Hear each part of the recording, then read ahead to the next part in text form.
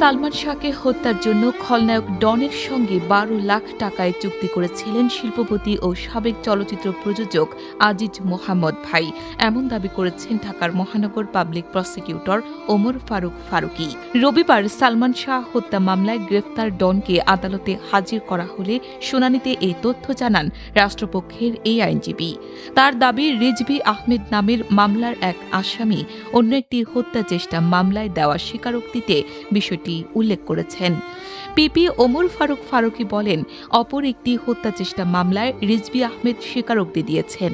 সেখানে তিনি উল্লেখ করেন, সালমান শাহর স্ত্রী সামিরার সঙ্গে আজিজ মোহাম্মদ ভাইয়ের গোপন সম্পর্ক ছিল।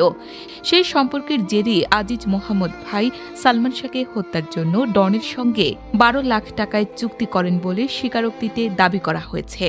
তবে আদালতে ডনের পক্ষে কোনো আইনজীবী উপস্থিত ছিলেন না, ফলে শুনানি শেষে তাকে কারাগারে পাঠানোর আদেশ দেওয়া হয়।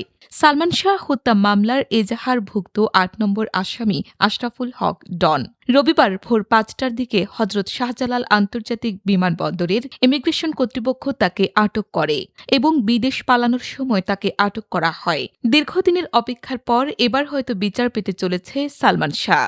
প্রিয় নায়কের ভক্ত অনুরাগীরা অবশেষে সালমান শাহ হত্যার বিচার দেখতে চলেছে। বন্ধুরা, এই বিষয়ে আপনার কি মতামত কমেন্ট করে জানিয়ে দিন। পরবর্তী সব আপডেটের জন্য চ্যানেলটি এখনই সাবস্ক্রাইব করুন।